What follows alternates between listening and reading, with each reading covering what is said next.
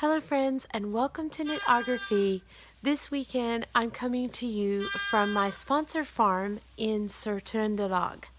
This weekend I am on a practical experience learning the ropes, as you might say, of the care and the knowledge that is needed during a lambing season of the Grå Trøndersau. There is a lot going on the farm this weekend. There are lambs being born as we speak, and there is a lot of movement of lambs for socialization. And yeah, there's a lot of mucking up, and it has been a very, very interesting but also very hard work kind of day. This is a beautiful farm in Grå Trøndelag, and they have about 200 Grå Trøndersau. They're expecting at least 90 to 100 lambs to be born. They're halfway through the season, and I have witnessed about 10 births myself, so just this morning. So it's been really exciting and rewarding. I'm going to put in lots of film of the barn, the fjøs, as they say in Norwegian. Just some beautiful pictures of the sheep you'll be able to find on my Instagram feed. I don't have a lot of time today because I am sort of on a little break. But wanted to say hello from the barn. And the film that I have today is just from the inside and outside of the farm and the workings of the farm. The last thing I'd like to say is that all of the sheep have been shorn a few weeks ago. I was only able to be together with a part of that process, but now it is the sorting of the wool, and then the wool, and that is quite a long process, and then the spring clip will be spun into the first batch of wool for ready in the autumn. So these are my very, very favorite sheep. They are the sheep that are mentioned within the Selbuvalter book, some of the original wool that were used to knit the Selbuvalter. So I hope you enjoy the footage today, a little bit a window inside the workings of a authentic and beautiful Norwegian farm. Very, very organic and really a good atmosphere, well taken care of animals. I've enjoyed my experience here so far very much indeed. So we'll get on to some footage, and I hope you enjoy it.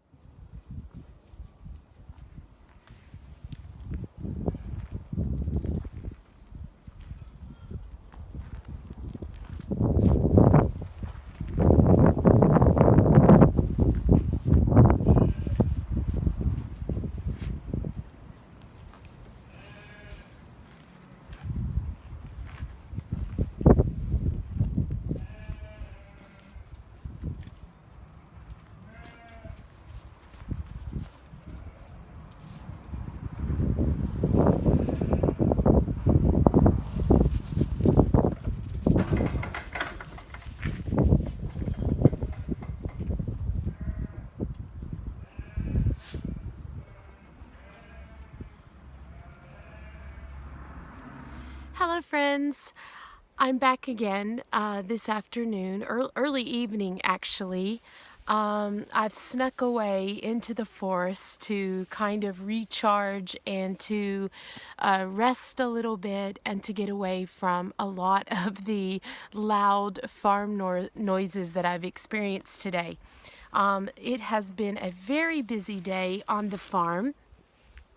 And I thought I would tell you the story of the farm and then some of the animals that they have there, and also just to share with you some of what their focus is on the farm, and it might put in context a little bit of the video that I wanted to share.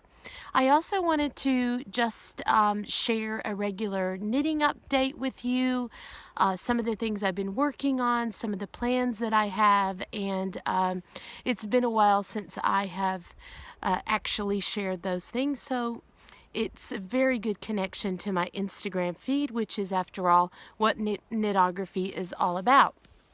So I am sitting in a very beautiful forest that actually very soon the sheep will be set free to roam here.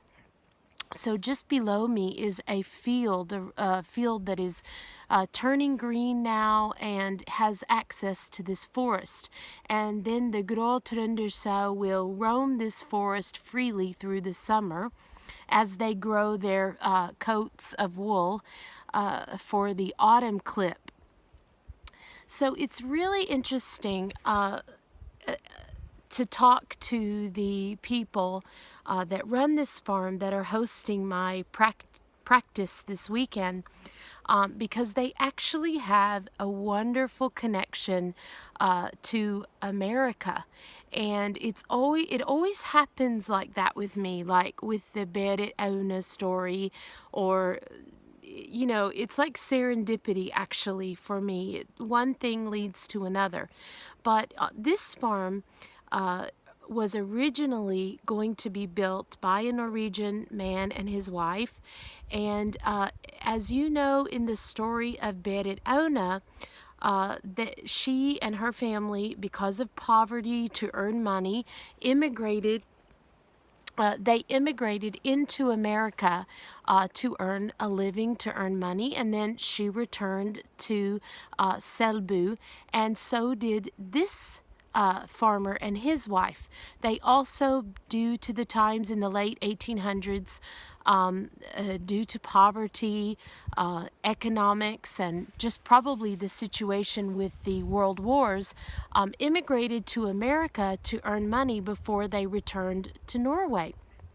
So this farmer did quite well for himself, and he came back to Norway after earning this money in America, and he began to build this farm.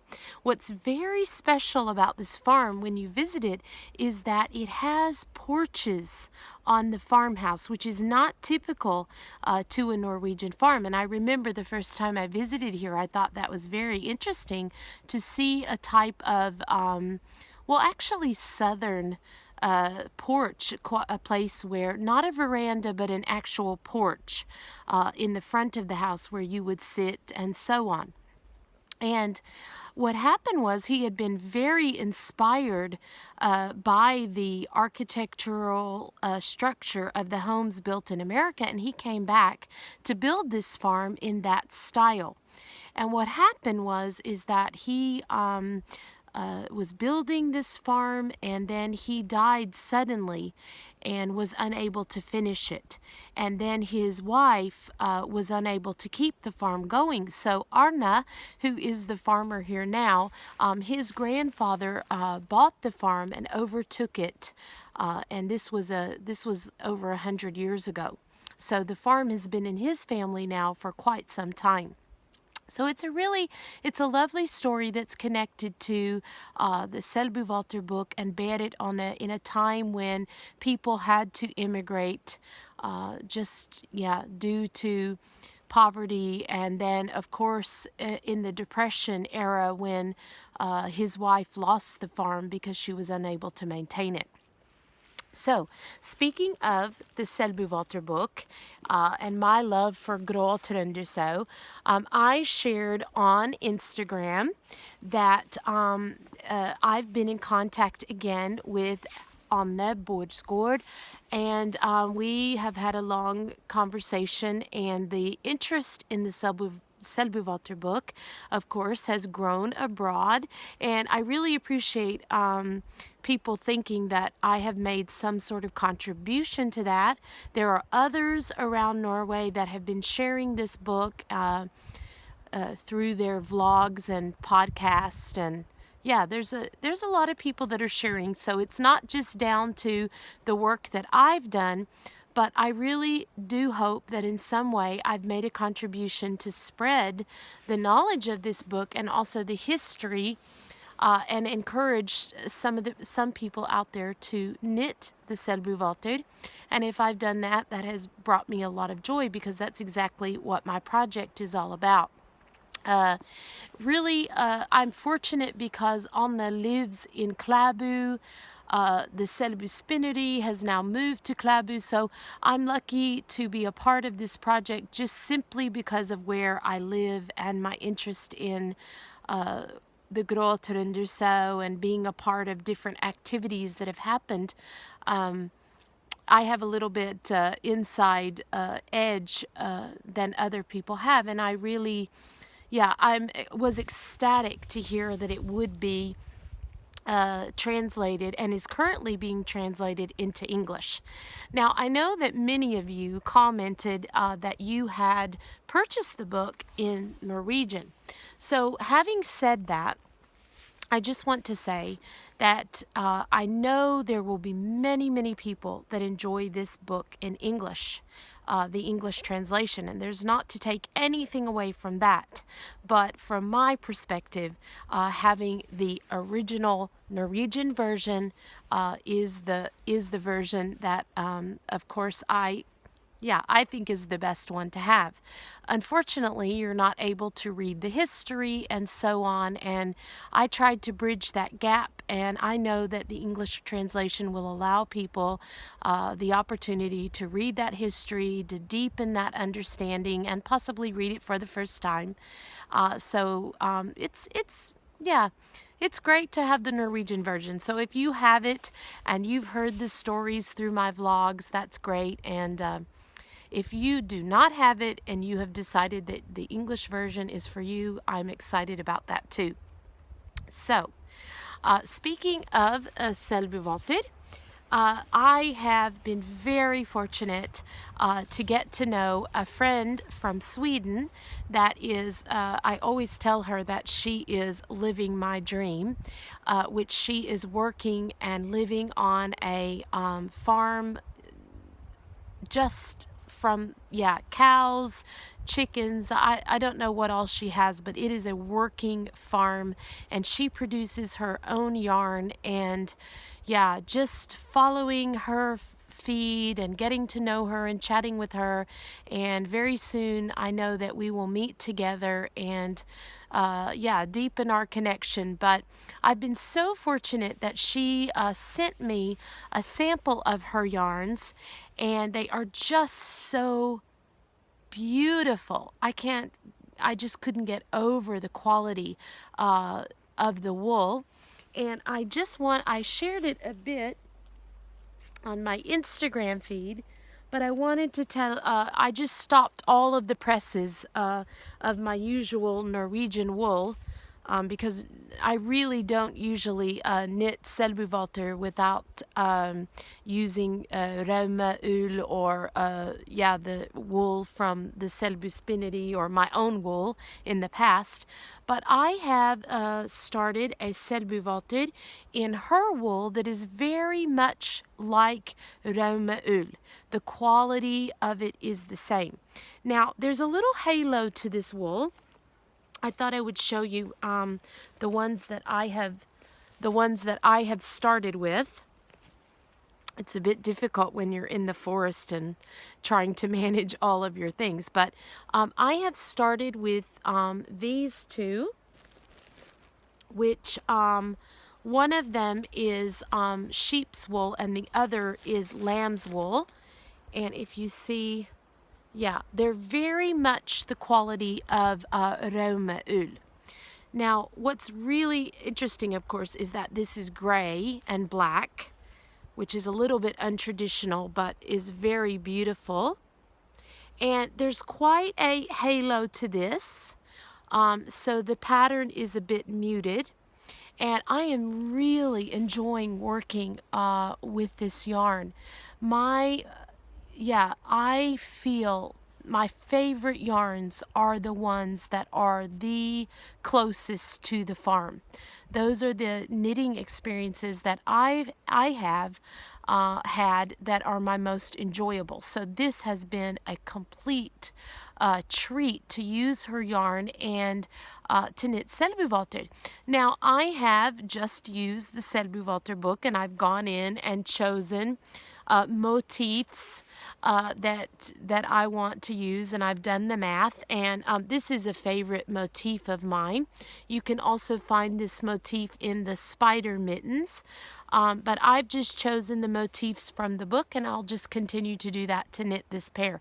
This will be my first sort of put it together from the Selbuvalter mittens, and I'm planning it. It goes a bit slower because you're planning it, but there's a lot of enjoyment in that. I wanted to show you some of the other yarns that she sent. Of course, here's another dark one, and this one is a lamb's wool, and it's just so soft.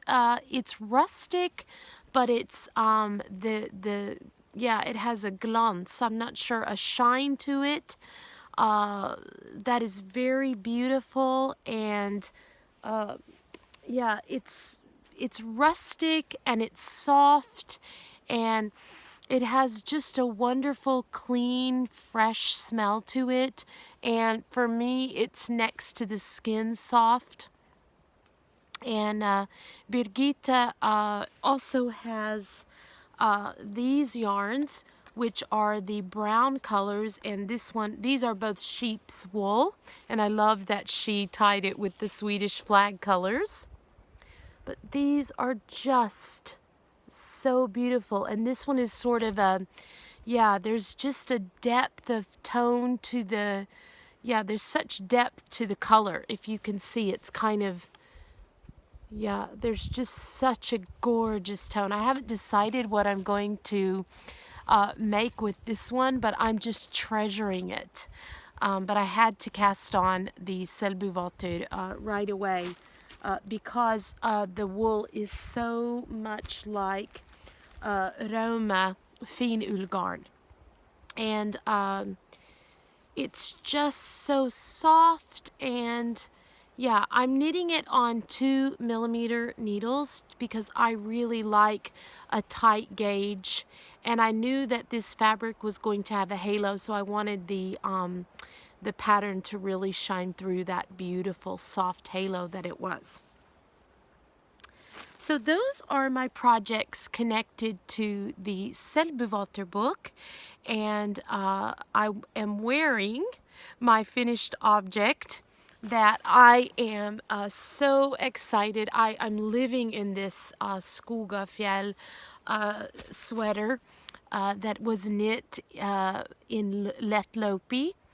And I knit this during the Easter break. So I had 10 days off, and I finished on the drive home from the cabin.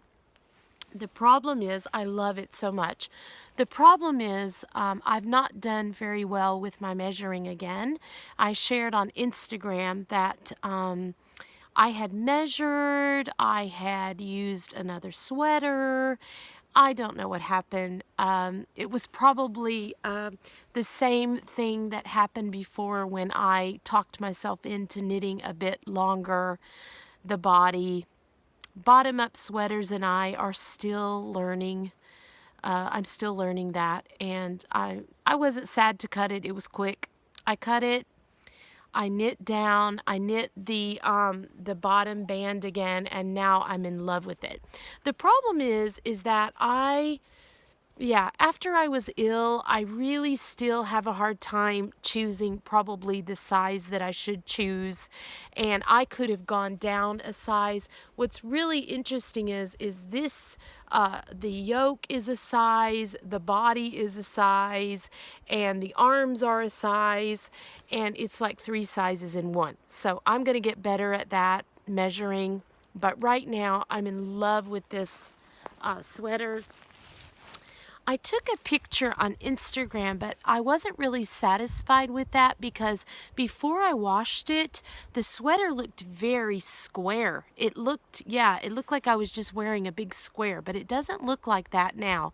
After I washed it, it really is flattering to my body, and yeah, I don't know. I think it was just stiff before the blocking.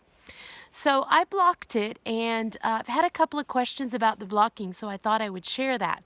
I use Eucalyptus Lavender Wool Wash, and I'm just sold on that wool wash, and that's one of the things that comes to me from Sweden that I do pay taxes for. If I get a toll, I pay it because eucalyptus for me is the most environmental. You do not have to rinse it out. There are no chemicals or anything like that. So I made my wool wash bath, and I, did the normal thing. And then I used just regular hair balsam in the water. And what I did is I just kept adding the hair balsam until the water felt fat, until it felt as if the water was saturated with the balsam. And then once that was that way, I just put the sweater on top. And normally, you can leave that and let it sink down. But I, of course, was getting back to school and there was a lot to do. And so I just gently helped it sink down into the water until it was submerged. And I let it sit there for, you need to do it for more than 30 minutes.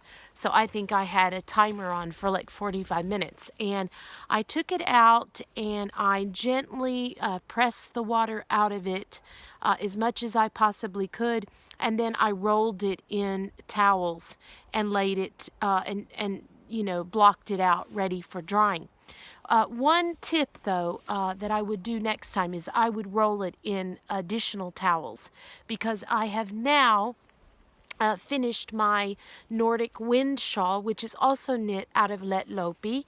And the blocking of this, the ends are not woven in because I had to leave for the farm, but the blocking of this, the more I rolled it in the towel, the more, it just dried overnight.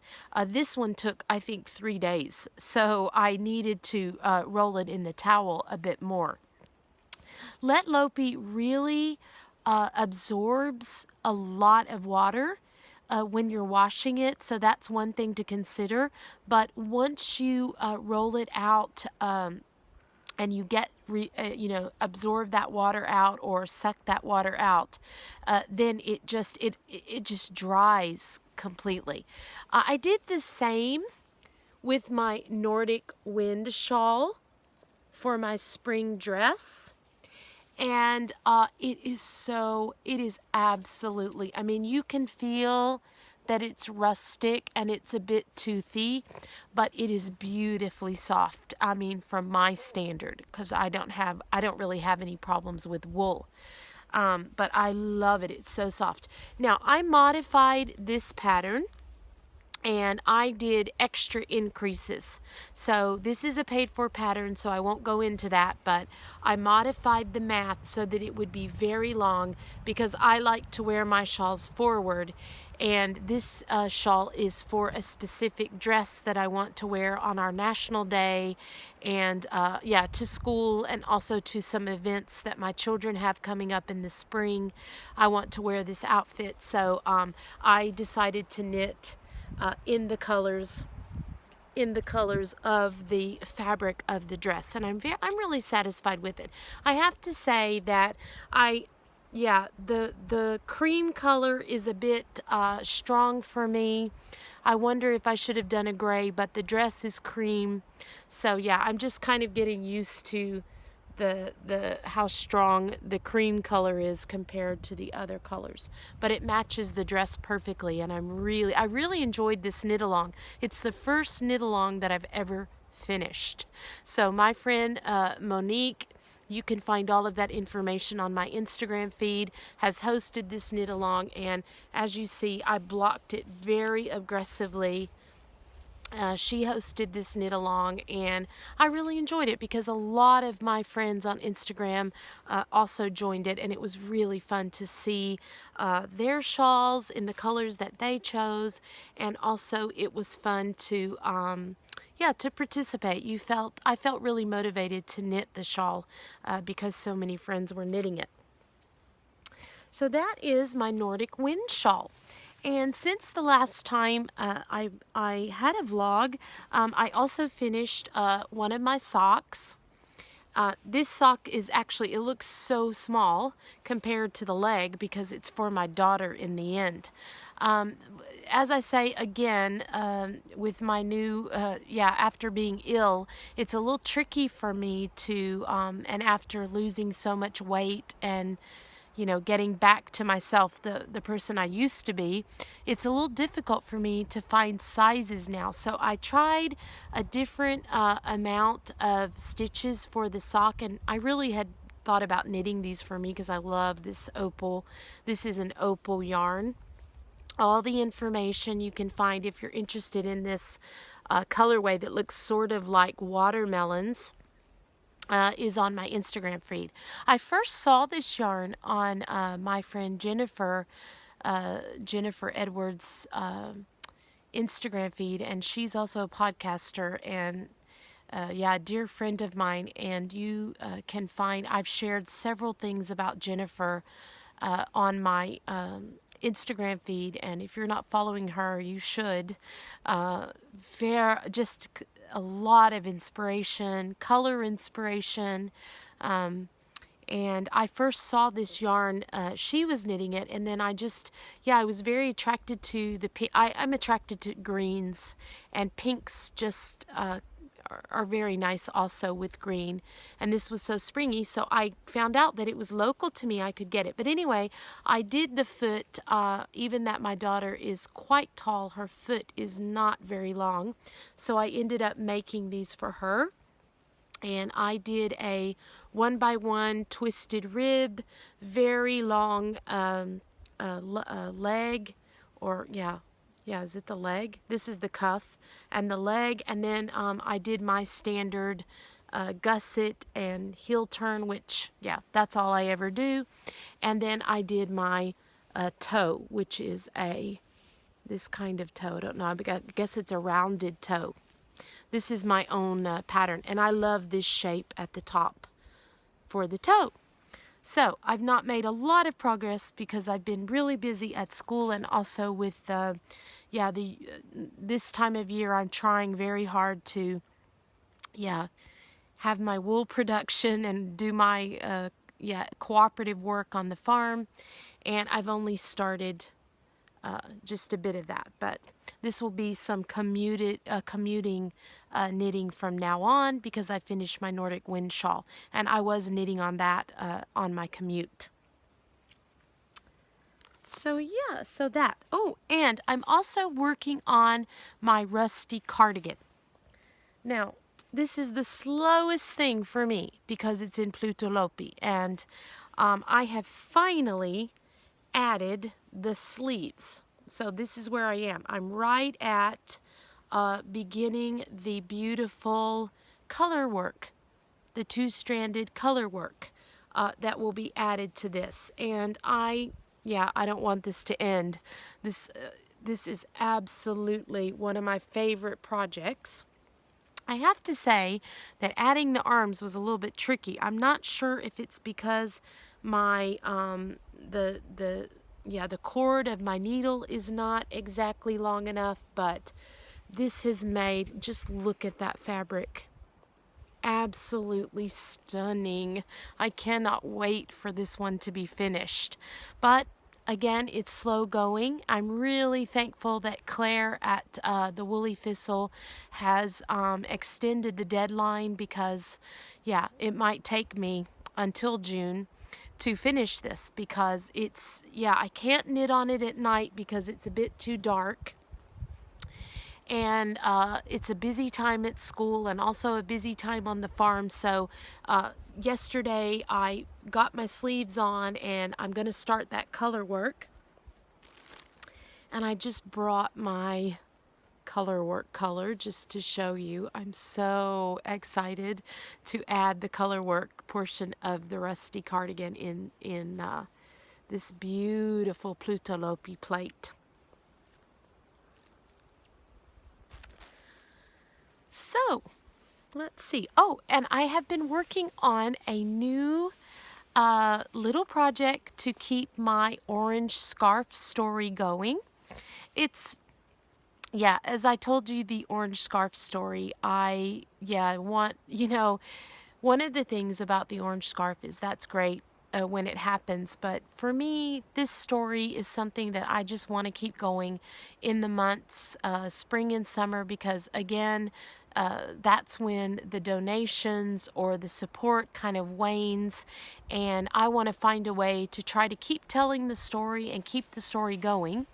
So I've been working on a little, I'm always wearing wool. It's got to be a really hot day, which we rarely have here in Norway. But even if I don't have wool on during the day, I'm going to need it in the evening. When things cool down. We have an average temperature in the 72, 73 degrees Fahrenheit. So it's more like the spring that I know in early spring in Texas. So I am always using wool, but of course you're not going to go around in scarves and things like that.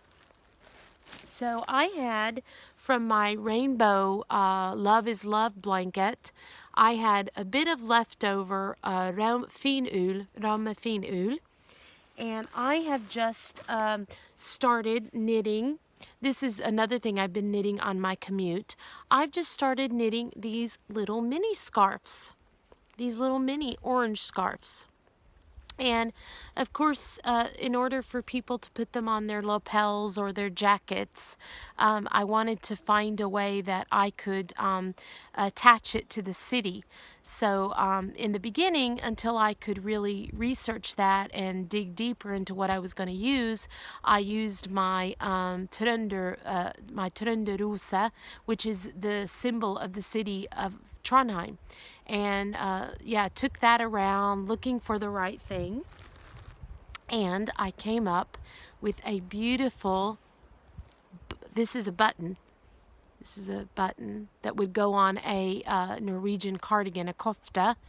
And it is the Trønderrose, just exactly like my pin. So I am going to be making up many of these. The button is approximately, it's over $1 US, but it's silver and it's very beautiful. And I'm going to be making these brooches in such a way that they can just be worn on a lapel, and will give me the opportunity to offer it to someone and to tell the story, and hopefully they will be interested in donating texting to have donating money in the other times of the year than just winter. So I'll be wearing one, and it's very rare that I don't have on a brooch or something that people don't ask me about it or notice it, and that's kind of a way that I can connect. People are really curious about the orange scarf, and I think that'll be a beautiful way to connect and for me to keep the story going. So for those of you that shared a story with me, you know that we have a sort of a giveaway going on, a drawing, and I will be contacting you, but I sort of decided that I'm taking a little bit of time because I really want to try to contact those people and to send them a special little something for sharing their story with me. So if you went to my project page and you took the time to write your story there, I will be contacting you. I hope if I can make this happen, I would like to share with you to give a little bit back for what you shared, and also let you possibly get one of these beautiful buttons from my city. You can't find these anywhere else in the world. These are special to my city, this Trondheim rose. So I really enjoy that project. I can knit one of those in about 15 minutes, one of those little scarves. It's just so quick. It's just to cast on a few stitches and then back and forth, back and forth, back and forth. And I knit, I think I knit 5 of them, like one a day on the bus. So that worked out really well.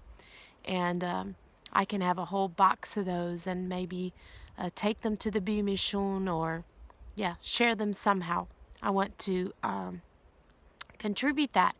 And the Bymission has an arbeidsroom, which is called a working room, where they produce some beautiful brooches there in the Norwegian colors, and they are made out of throwaway tea lights.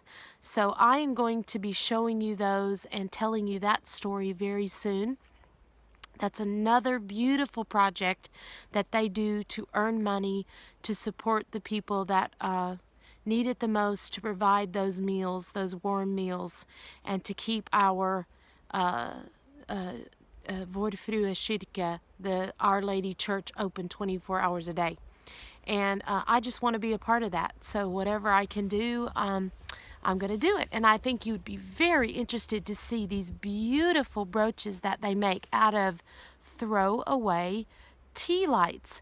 The only problem is they're made out of crochet, and that's been a bit limiting to me. I need to go and learn that technique so that I could join in to that volunteer, that dugnad, that volunteer work.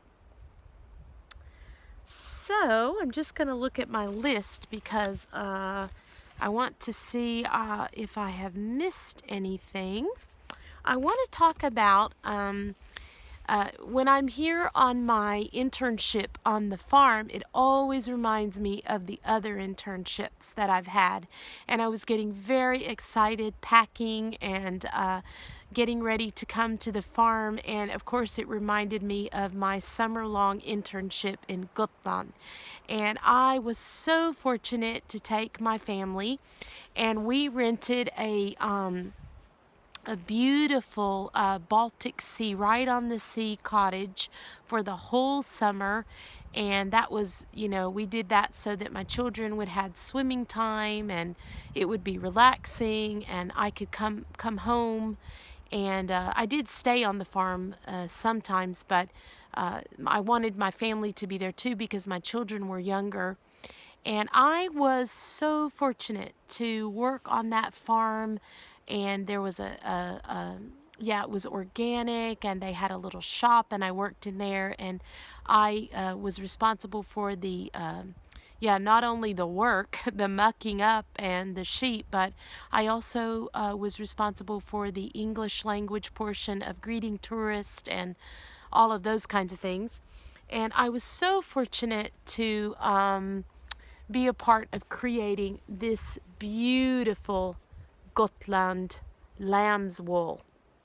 And now this was spun at the Gotland spinnery, but it was the work of the summer, the spring summer that I was there. They had done the shearing and everything, but I did the sorting and the washing, and we did lots of work in order for this yarn to be produced. And so I have treasured it for so long, my portion of it. I have more. I brought 4 skeins of it because I am going to knit the most beautiful big, I think it's called Big Star Shawl, out of this. I have been wanting to knit that shawl for so long, but it takes so much yarn, and then it just, you know, when you're treasuring something, you often have it put away. And preparing to come to the farm this weekend just reminded me to dig this out. And after I saw my friend Laurie's Big Star Shawl, I had to knit this one. So Laurie has her own podcast and a chickenwood studio possibly, but I shared it on Instagram. She is such a dear spirit, and I love watching her. She is an amazing spinner, and I just look up to her for inspiration. She's been away in China with her family, and I missed her very much, but she inspired me to knit this shawl and to get this out again. And I just, oh, it's so beautiful. Of course, it has the forest on it now, which I love. Doesn't bother me. I'm really, really treasuring this wool that I got to produce. I've produced a lot of wool, free volunteer work, but it's going to be a while before it's ever just me from start to finish. I don't know. It's a dream. I'm working on it. I don't have an answer to that. I keep trying. There's always something. It's, my daughter is going to university, and she's just been in America, and she was at St. Olaf's College, which is a Nordic college in Minnesota, and now she's so interested in possibly going there, and that means that I might have to teach longer, so to help her dream come alive. So it's just, I don't know when. I'll just keep volunteering and keep trying until it is from my own sheep on my own farm, right to the wool that I hope to produce. I won't give up on my little dream, but it's taking me some years to get it going. Now, I'm so excited because I've been on the rescue mission once again.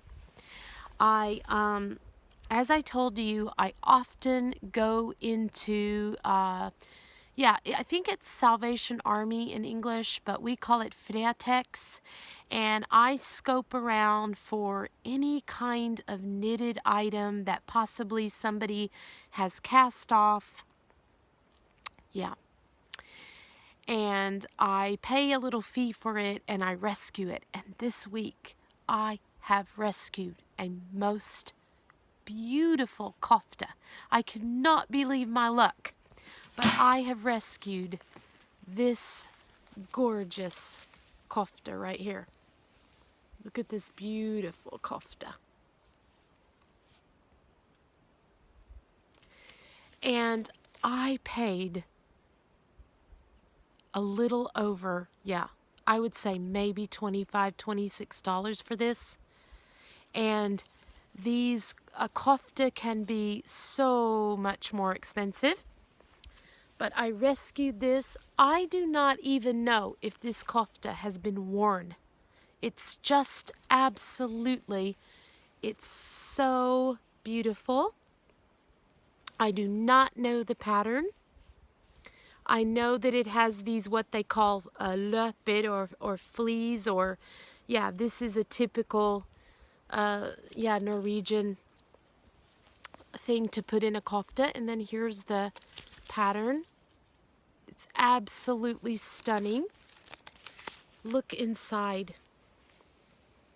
This beautiful knitting. It just broke my heart. I can't imagine. I want to know who knit this. I wanted you to see this beautiful steeking. Look at that. That's an expert that's done this steeking. Absolutely perfect knitting. I have no clue why this ended up at Fretex. The gorgeous Nordic buttons are put on it. I rescued it. I saw it. It fits me perfectly. absolutely, I put it on. It fits me perfectly. You will see this on me in an upcoming vlog. It's absolutely stunning. I cannot believe my luck. It's very rare that you find a kofta in a size that fits perfectly and that is, yeah, I don't even think this has been worn.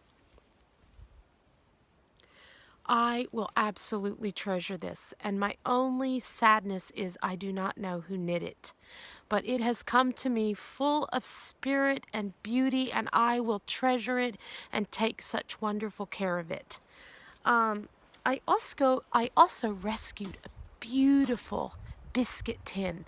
This is another thing that I love. Look at this biscuit tin. This says kaker, which is biscuits på norsk. And look at the top. 50 cents or so in American money. And I paid so little for this. And on the bottom, it's so funny because the price is in, etched in it. 4 kroners and 90 öre at the bottom here.